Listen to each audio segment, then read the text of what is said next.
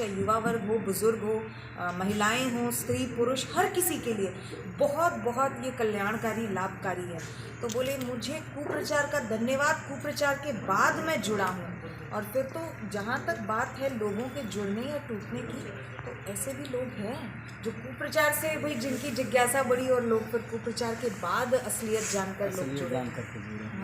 जो school hospital वगैरह चलते थे पढ़ाई वढ़ाई, तो उसमें क्या उसी तरह चल रहे हैं निरंतर कि उसमें? बिल्कुल चल रहे, लॉकडाउन के कारण चूंकि सब वो तो अलग विषय है। हाँ, लेकिन बाकी सब चल रहे वो हैं। व्यवस्था में कोई कमी नहीं है। कोई कमी नहीं आई है। 425 आश्रम थे, अभी भी चल रहे हैं। समितियां थी, वो भी चल रही हैं। ऋषि प्रसाद की सेवा निरंतर चल रही है। अभी हरिद्वार में कुंभ है, तो कुंभ में सभी साधकों के द्वारा एक सुंदर सेवा हो रही है कि जो अपने आश्रम के मैगजीन हैं, जो अपने सत साहित्य हैं, बच्चों के लिए, महिलाओं के लिए, बड़े लोगों के लिए, सब साहित्य का सेट बनाकर वो कुंभ में निःशुल्क वितरण किया जा रहा है, ताकि जो भी धार्मिक आस्तिक लोग कुंभ स्नान करने के लिए आ रहे हैं तो गंगा स्नान तो करें, पर थोड़ा सत्संग भी लोगों को मिले, ताकि लोगों के जीवन में कुछ ऊंचाई आए। जो भक्त लोग हैं, अब पहले जैसे निरंतर आप लोग अपने मार्केट में चाहे समाज में जाते थे तो बताते थे हम आसुराम बापू के भक्त हैं, लेकिन अब देखते हैं लोग संकुचित मन में रहते हैं भक्त बहुत बढ़िया जुड़े हैं, लेकिन समाज में नहीं बताएंगे कि हम उनके मतलब भक्त हैं। इस तरह से मतलब जहाँ तक मैंने देखा है ऐसा नहीं है। अब क्या हो गया है, बीच में थोड़ा सा मतलब मीडिया ने कोशिश करी थी, आप पर्टिकुलर आप लोगों को नहीं कह रही हूँ, लेकिन पूरे देश में माहौल ऐसा बना था कि बीच में थोड़ा सा एक दहशत का एक अलग सा ही, वो तो आप लोग जानते हैं बेहतर, तो एक अलग सा ही माहौल बना था। थोड़े टाइम पीरियड के लिए माहौल बिल्कुल अलग क्रिएट कर दिया गया था। लेकिन आजकल मैं साधकों से मिलती हूँ ना, तो कल ही हमारी चर्चा हो रही थी कि साधक तो आए, सत्संग सुने, सब मातृ पितृ पूजन का कार्यक्रम भी हुआ, सब बहुत माता पिता बच्चे गदगद हो रहे थे, एकदम भाव में आ गए थे। तो बोले एक मीडिया वाले भाई भी आए तो उनको भी काफ़ी अच्छा लगा।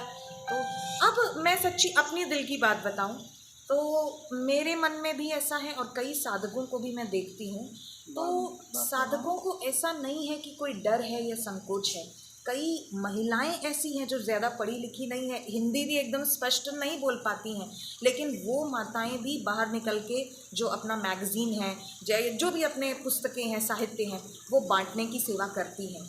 और साधक तो मुझे यहाँ तक बोलते हैं कि अपने सभी साधक तो बापूजी की सच्चाई क्या है, रियलिटी क्या है, वो जानते हैं, लेकिन हम ना बहन बाहर निकलते हैं ताकि नए लोग मिले, और नए लोग मिलेंगे तो स्वाभाविक है, अरे बापू के साधक हो तो दो चार सवाल तो करेंगे ही। अब देखिए, लोगों की गलती नहीं है, जो लोगों ने टीवी में देखा सुना है, जो अखबारों में पढ़ा है, वो वैसे सवाल करते हैं। तो साधकों का ऐसा है कि भाई नए लोग मिलें तो अच्छा है, दो चार सवाल करेंगे तो हम उन्हें कुछ तो बताएंगे, कुछ अपनी बात रखेंगे, इसलिए डर कहीं नहीं है, उल्टा लोगों के मन में उत्साह है कि हमें नए लोग मिलें तो हम बापूजी का ज्ञान, बापूजी की सच्चाई, आश्रम की सच्चाई नए नए लोगों तक पहुँचाएँ। बापूजी का समय समय पर क्या कहते हैं कि मार्गदर्शन कुछ ना कुछ मिलता रहता है, जैसे कि किसी ना किसी नहीं, जैसे कि आप लोग जानते हैं कि जेल का नियम है कि जो भी कैदी रहते हैं तो उनके लिए टाइम पीरियड होता है कि भाई इतने इतने समय पे फ़ोन कॉल्स की सुविधा जो होती है, तो जैसे अन्य कैदियों के लिए नियम है, बापूजी के लिए भी वही नियम है। बापूजी के लिए कुछ अलग हटके नियम वगैरह नहीं, ना बापूजी ने भाई चूँकि इतना नाम है समाज में, तो उसका उपयोग करके बापूजी ने भी कोई एक्स्ट्रा फैसिलिटी ली नहीं है, और साधक भी इस ढंग से भाई पैसे वैसे खिला के अप्रोच करना, ये वो करना, बापूजी इसके विरुद्ध है, खिलाफ है। तो लॉकडाउन में तो अभी थोड़ा सा बंद है, बाकी पहले जैसे मुलाकातें होती थी तो जो भी साधक मिलने के लिए जाते थे उनके माध्यम से गुरुदेव सत्संग पहुंचाते थे। और बीच में एक दो बार ऐसा हुआ कि जो जेल की तरफ से व्यवस्था की गई, एक दो फ़ोन कॉल्स आए और उसमें गुरुदेव ने संदेश दिया। जिज्ञासा बस पूछ रहा हूँ, क्या रिलैक्सेशन की कोई बात चल रही है? कोशिश चल रही है, न्याय व्यवस्था पे, न्यायपालिका पे पूरा भरोसा है, समय की बलिहारी है, वक्त के साथ देखिए क्या होता है। बाकी कोशिश हमारी तरफ से, साधक परिवार की तरफ से पूरी चल रही है। ऐसा सुनने में आ रहा था कि बापूजी बहुत पहले घोषणा किए थे कि हमको जेल में भी जाना है, क्या ये सत्य था क्या? हाँ, ये बिल्कुल सत्य है।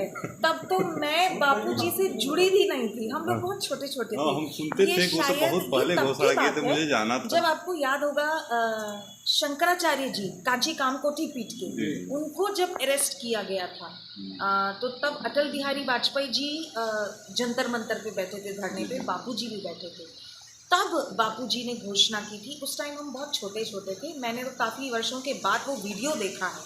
उसमें बापूजी ने कहा है कि हिंदू संस्कृति पे, हिंदू धर्म पे कुठाराघात होगा, कई तरीके से साधु संतों को बदनाम करके और भी कई ऐसे षड्यंत्र रचे जाएंगे और हम भी इससे अछूते नहीं रहेंगे। हम, हमारी समितियां, हमारे आश्रम, हम भी इससे अछूते नहीं रहेंगे।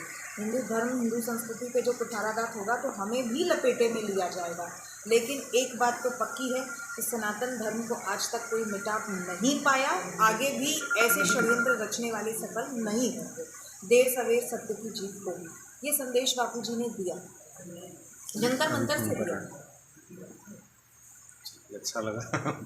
कुछ और यदि बापूजी के क्या कोई मैसेज समाज के लिए देना चाहेंगे? समाज के लिए फिलहाल 14 फरवरी बिल्कुल नज़दीक है। 2 साल पहले की बात है, 14 फरवरी एक दिन में देश के 5 महानगरों की बात कर रही हूँ, जिसमें दिल्ली, चेन्नई, बैंगलोर, मुंबई, कोलकाता, इन 5 महानगरों में एक दिन में 14 फरवरी के दिन 4,500 करोड़ शराब का व्यापार हुआ, 3,000 करोड़ ड्रग्स का व्यापार हुआ। एक दिन में सिर्फ 5 शहरों में, पूरे देश की तो मैं बात कर ही नहीं रही। तो इससे आप समझ सकते हैं, अनुमान लगा सकते हैं कि हमारी युवा पीढ़ी कहाँ जा रही है, समाज हमारा किस दिशा में जा रहा है। एक दिन में आप समझिए 4,500 करोड़ का शराब का व्यापार, 3,000 करोड़ का ड्रग्स का व्यापार। देखिए, चाहे मुसलमान हो, चाहे क्रिश्चियन हो, चाहे हिंदू हो, कोई माँ बाप नहीं चाहेंगे कि मेरा बेटा या बेटी ड्रग्स ले, मेरा बेटा या बेटी शराबी हो जाए, या हमारे बच्चे लोफर लोफंगे हो जाएं। सब कोई नहीं चाहेंगे, सब यही चाहेंगे कि हमारे बच्चे संस्कारी हों। लेकिन अब ये कह लीजिए कि ये पाश्चात्य संस्कृति का ऐसा, तो एक तो बॉलीवुड का कहें असर, और दूसरा और भी कुछ फैक्टर्स हैं जिसकी वजह से युवा पीढ़ी खूब चरित्र भ्रष्ट हो रही है।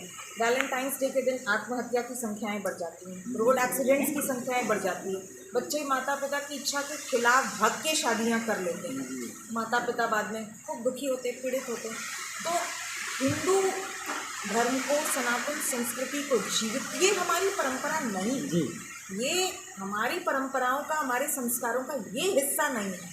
ये तो बाहर का कचरा है, आप भी जानते हैं, मानते हैं। तो देश को, युवानों को, केवल देश को ही, पूरे विश्व मानव को, युवानों को, बच्चे बच्चियों को बचाने के लिए, संस्कारी बनाने के लिए बापूजी ने ये मुहिम छेड़ी है। देखिए क्या है, किसी बच्चे को आप मना करोगे ना, ये काम मत कर, तो कहते हैं ना इनकार या आमंत्रण है। बच्चों का मन ऐसा होता है, और जैसे कोई बच्चा है वो मिट्टी की आग से खेलेगा, आप उसको कहो कि अरे मिट्टी पेट में नुकसान करेगा, मत चूस उसको, मत खेल उसके साथ, मुँह में मत डाल, बच्चा नहीं मानेगा। पर समझदार माता पिता होंगे तो वो क्या करेंगे, वो मिट्टी का खिलौना लेके असली आम पकड़ा देंगे, असली आम का रस आने लगेगा तो मिट्टी का खिलौना भूल जाएगा अपने आप। तो उसी तरह अगर हम आजकल के बच्चों को कहें मत करो मत करो मत करो, तो इनकार या आमंत्रण है, और बच्चे ऐसे होते मना किया तो यही करना है। तो बापूजी ने एक मुहिम ऐसी छेड़ी है कि इनकार नहीं किया, लेकिन प्रेम दिवस ही मनाना है ना। तो भाई, जिस माँ ने 9 महीने गर्भ में धारण किया है, जिस पिता ने पाल पोस के बड़ा किया है, तो उन माता पिता के प्रति आदर, पूजन, सेवा, सत्कार, अपने मन की भावना, अपना एक मन में जो रिस्पेक्ट है, जो अपने पेरेंट्स के लिए जो फीलिंग्स हैं, वो व्यक्त करो और इस ढंग से प्रेम दिवस मनाओ। और सच में मैं कई जगहों पे कई वर्षों से सत्संग कार्यक्रम होते हैं, ये 14 फरवरी एक दिन नहीं करते, लगभग आप समझिए कि 14 जनवरी उत्तरायण का होता है पर्व, 1 महीने पहले से ही पूरे देश भर में, पूरे विदेशों में ये कार्यक्रम शुरू हो जाता है। और हर गांव में, हर कॉलोनी में, सोसाइटी में, हर शहर में साधक गुरु बहनें, गुरु भाई जा कर ये कार्यक्रम करवाते हैं। और सचमुच में बच्चे और माता पिता इतना, मतलब वो टचिंग मोमेंट होता है, इतना मतलब भाव विभोर होते हैं, द्रवीभूत हो जाते हैं कि क्या बताएं। तो समाज का आप लोगों के माध्यम से समाज को यही संदेश देना चाहेंगे कि बापूजी इसके प्रणेता हैं। बापूजी ने समाज को, ये पूरे विश्व को संदेश दिया है कि प्रेम दिवस मनाना है तो विषय वासना वाला प्रेम दिवस नहीं, ये हमारे संस्कार नहीं है। सच्चा प्रेम दिवस मनाएं, बच्चे अपने माता पिता का आदर करें, पूजन करें, और माता पिता भी खूब प्रेम से खुले दिल से बच्चों को आशीर्वाद